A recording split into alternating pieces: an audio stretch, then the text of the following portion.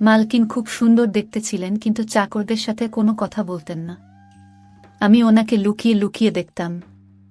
একদিন উনি আমাকে ধরে ফেলেন আর জিজ্ঞেস করেন, তুমি আমাকে লুকিয়ে লুকিয়ে কেন দেখো? আমি তাকে সত্যি কথাই বলে দিই। আমি বলি যে আমার আপনাকে খুব ভালো লাগে।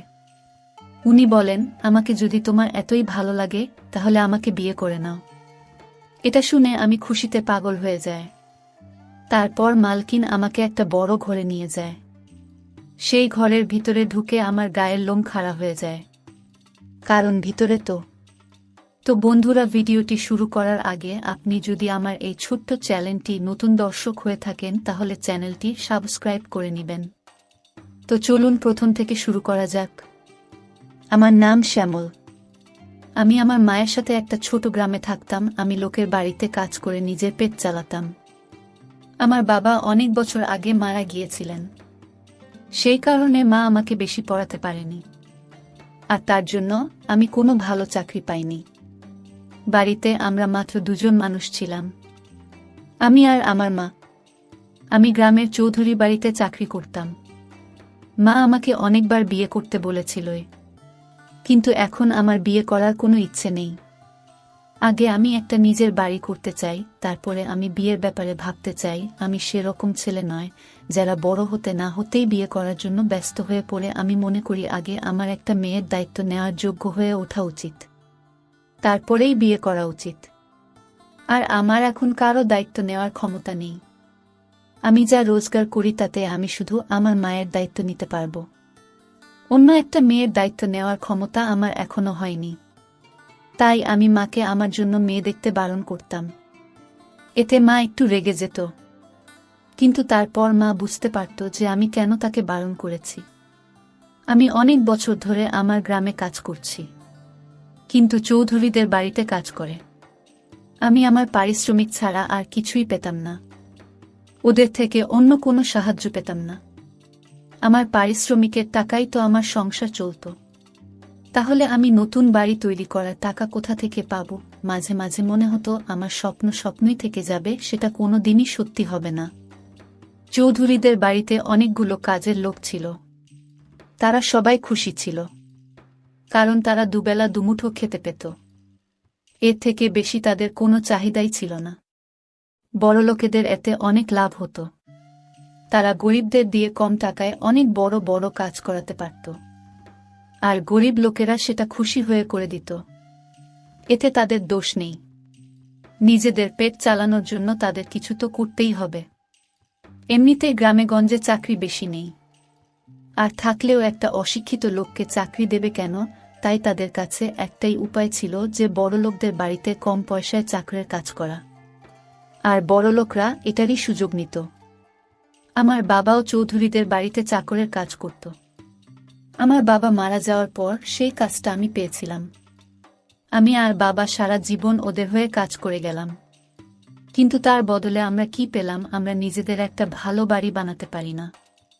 আমার খুব ইচ্ছে করত এখান থেকে দূরে কোথাও চলে যেতে, কিন্তু মা আমাকে বারবার আটকে দিত। মা বলতো আমি অল্পতেই সন্তুষ্ট, আমার ছেলে আমার সাথে আছে, এতে আমি খুশি, আমার আর কিছু চাই না। মায়ের এই কথা শুনে আমি আর যেতে পারতাম না। তারপর একদিন এমন একটা ঘটনা ঘটল যেটাতে আমার সিদ্ধান্ত নেওয়া আরও সহজ হয়ে উঠল। একদিন আমার মায়ের খুব শরীর খারাপ হয়। আমি তাকে ডাক্তারের কাছে নিয়ে যাই। ডাক্তারবাবু কিছু ওষুধ লিখে দেন। সেই ওষুধগুলো কিনতে গিয়ে আমি দেখি সেগুলো খুব দামি ওষুধ, আর আমার কাছে অত টাকাও নেই। আমি চৌধুরী বাবুর কাছে গিয়ে বললাম, আমার এখনই কিছু টাকার দরকার, আমার মা খুব অসুস্থ, তার জন্য ওষুধ কিনতে হবে। চৌধুরীবাবু টাকা দিতে রাজি হন না। তিনি বলেন, তোমার মায়ের তো অনেক বয়স হয়েছে, তিনি আর বেশি দিন বাঁচবেন না, তার পিছনে খরচা করে কি লাভ? তাকে শান্তিতে যেতে দাও। আমি ভাবি, কেউ এভাবে কারোর মৃত্যু কামনা কি করে করতে পারে? আমি তারপর আমার এক বন্ধুর থেকে টাকা ধার নিয়ে মায়ের জন্য ওষুধ কিনে আনি, আর মা চটপট সেরে ওঠে। তারপর আমি ঠিক করি যে আমি আর চৌধুরীদের বাড়িতে কাজ করব না, আর এমনিতেও আমার বন্ধু টাকা আমাকে ফেরত দিতে হবে। তাই আমি শহরে যাবার সিদ্ধান্ত নিই। মা এতে খুশি ছিল না, কিন্তু আমার অনেক বোঝানোর পর মা রাজি হয়। মা আমাকে একটা শর্তেই শহরে যেতে দিতে রাজি হয়। মা বলে যে আমার বন্ধু ধারের টাকা শোধ হয়ে যাবে, তখনই আমাকে গ্রামে ফিরে আসতে হবে। তখন আমি মাকে হ্যাঁ বলে দিই, কিন্তু আমি আর গ্রামে ফিরে আসব কি না সেটা ভবিষ্যতের উপর নির্ভর করছে। কিন্তু সেই মুহূর্তে মায়ের কথা মেনে নেওয়া ছাড়া আমার কোনো উপায় ছিল না। শহরে আমার এক বন্ধু থাকে, তার সাথে আমার কিছু মাস আগেই দেখা হয়েছিল, আর সে আমাকে তার ঠিকানা দিয়েছিল। সেই ঠিকানাটা এখনো আমার কাছে রাখা আছে। আমি ঠিক করি যে শহরে গিয়ে আমি তার কাছে উঠব। মায়ের খুব মন খারাপ হয়েছিল, কিন্তু আমি কি করব, আমাকে গ্রামের বাইরে যেতেই হবে। এই গ্রামে পড়ে থাকলে চৌধুরীরা এভাবে কম টাকায় আমাদেরকে খাটাবে, আর আমরা তাদের হাতের পুতুল হয়ে থাকব।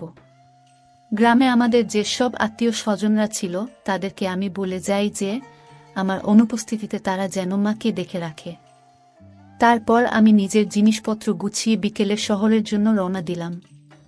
আমি এর আগে কখনো শহরে যাইনি, তবে হ্যাঁ, আমাদের গ্রামের পাশে একটা ছোট শহর ছিল, সেখানে আমি মাঝে মধ্যে জিনিসপত্র কিনতে যেতাম।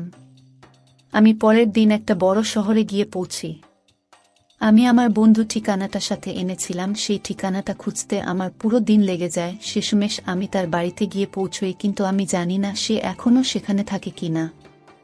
সে যদি সেখানে না থাকে তাহলে আমি কোথায় যাব জানি না।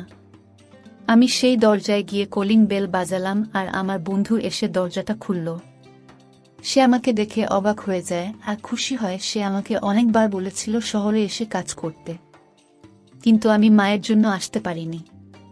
সে আমাদের গ্রামেরই ছেলে, সে বাড়িতে একাই ছিল না, ওর স্ত্রী আর ছেলেও ছিল। তাই আমি বুঝতে পারি যে আমাকে অন্য কোথাও থাকার ব্যবস্থা করতে হবে। আমার বন্ধুর বাড়িতে আমি 3 দিনের বেশি থাকতে পারবো না, তাই আমার খুব তাড়াতাড়ি একটা কাজের প্রয়োজন। আমার বন্ধু আমাকে ভেতরে নিয়ে যায়, আমাকে কিছু খেতে দেয়, আর তারপর জিজ্ঞেস করে আমি কেমন আছি। আমরা দুজনে গল্প করতে থাকি। আমি সুযোগ বুঝে আমার বন্ধুকে বলি আমাকে একটা কাজ খুঁজে দিতে। সে বলে এ ব্যাপারে আমরা কাল সকালে কথা বলবো, এখন তুই আরাম করো। আমার বন্ধু আমাকে একটা ঘরে নিয়ে যায়। আমিও খুব ক্লান্ত হয়ে গিয়েছিলাম, তাই আমি শুয়ে পড়ি। তখন আমার মায়ের কথা খুব মনে পড়ে। আমি কখনো মায়ের থেকে এত দূরে থাকিনি। বাবা মারা যাওয়ার পর থেকে আমার মা ছাড়া আর কেউ ছিল না, আর মায়েরও আমি ছাড়া আর কেউ নেই। আমি ভাবতে থাকি যে মা এখন কি করছে, সে ঠিকমতো খেয়েছে কিনা। আমার কাছে কোনো ফোনও নেই, সে ফোন করে তার খবর নেব। আমার নিজের ফোন কখনোই ছিল না, কখনো দরকার পড়েনি, আর অত টাকা ছিল না যে একটা ফোন কিনব। আমি বিছানা করে শুয়ে পড়লাম, কারণ আমি খুব ক্লান্ত হয়েছিলাম। সকালে তাড়াতাড়ি উঠে বন্ধুর সাথে কাজ খুঁজতে যেতে হবে। সকালে আমার বন্ধুর ডাকে আমার ঘুম ভাঙে। আমি জলখাবার খেয়ে আমার বন্ধুকে কাজের কথা বলি। সে আমাকে বলে তাড়াতাড়ি তৈরি হয়ে নিতে। সে এক জায়গায় কথা বলে রেখেছে, আজ আমাকে সেখানে নিয়ে যাবে। যদি কাজটা আমি পেয়ে যাই তাহলে খুব ভালো হবে। আমি চটপট তৈরি হয়ে বন্ধুর সাথে বেরিয়ে পড়লাম। সবার আগে আমি একটা ফোনের বুথ খুঁজে মাকে ফোন করলাম। মায়ের খবর নিয়ে আমি অনেক শান্তি পেলাম। মা ও আমার খবর পেয়ে খুশি হলো। আমি চটপট ফোনটা সেরে নিয়ে বন্ধুর সাথে গোলাম। সে আমাকে একটা বড় বাংলোয় নিয়ে গেল। এত সুন্দর বাংলো আমি আগে কখনো দেখিনি। আমরা চৌকিদারের সাথে কথা বলে ভেতরে গেলাম। আমরা বাইরের ঘরে বসে অপেক্ষা করছিলাম। বাংলোটা বাইরে থেকে যতটা সুন্দর ছিল, ভিতরেও ততটাই সুন্দর। আমার বন্ধু বলল এই বাংলোটি একটা মহিলার, তিনি এই বাংলোতে একাই থাকেন, বাকি সব কাজের লোক। তার স্বামী কিছু বছর আগেই মারা গেছেন, তারপর থেকে উনি এখানে একাই থাকেন। কিছুক্ষণ পরে একটা কাজের মেয়ে বাইরে এসে আমাদের ভেতরে ডাকে। সে একটা বড় ঘরের সামনে আমাদেরকে নিয়ে যায় আর আমাদের ভিতরে যেতে বলে। সেই ঘরের ভিতরে পা রাখতেই আমি সামনে একটা মহিলাকে দেখতে পেলাম। সেই মহিলা এতটাই সুন্দর দেখতে যে তাকে আমি দেখে চোখ ফেরাতে পারছিলাম না। সে আমাদেরকে জিজ্ঞেস করে তোমাদের দুজনের মধ্যে এখানে কে কাজ করবে। এর উত্তরে আমার বন্ধু আমার নামটা বলে মালকিন বলেন, তোমার বন্ধু কি কথা বলতে পারে না? তখন আমি বলি না না, আমি কথা বলতে পারি, আমি এখানে কাজ করব। আমার বন্ধু তখন চুপ করে যায়। মালকিন আমাকে কিছু প্রশ্ন করেন। তিনি আমাকে জিজ্ঞেস করেন যে আমি কি কাজ করতে পারি। আমি বলি উনি আমাকে যা কাজ দেবেন আমি তাই করে দেব। তখন মালকিন বলেন তার একটা মালির প্রয়োজন। তার বাড়ির মালি কিছু মাস আগেই মারা গেছে, তাই তিনি নতুন মালি খুঁজছেন। তিনি আমাকে জিজ্ঞেস করেন আমি কি মালির কাজ করতে পারবো।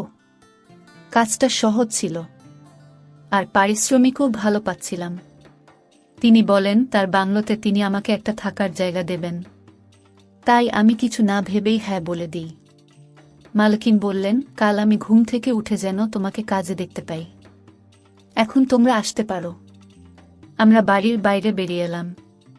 আমার বন্ধু বলে তোর ভাগ্যটা খুব ভালো যে তুই এত কম সময়ের মধ্যে এত ভালো একটা কাজ পেয়ে গেলি, তুই বরং তোর সব জিনিসপত্র এখানে নিয়ে চলে আয়।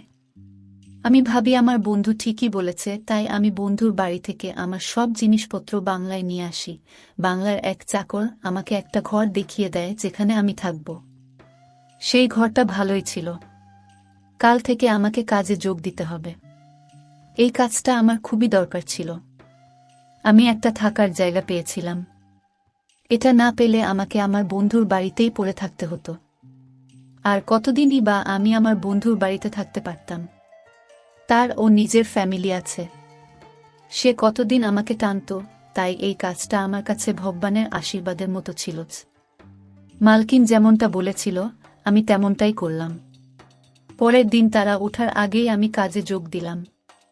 বাংলোটা অনেক বড় ছিল, সেখানে অনেক বড় বড় বাগান ছিল। বাগানে প্রচুর গাছপালা ছিল। সেগুলোর অবস্থা ভালো ছিল না, কারণ বাংলায় কোনো মালি ছিল না।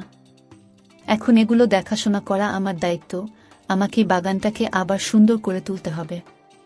আমি এখানে খুব মন দিয়ে কাজ করতে চাই, যাতে মালকিন আমার কাজে খুশি হয়ে আমাকে বরাবরের জন্য কাজে রেখে দেন। কিছুক্ষণ পর মালকিন বাইরে আসেন আর আমাকে কাজ করতে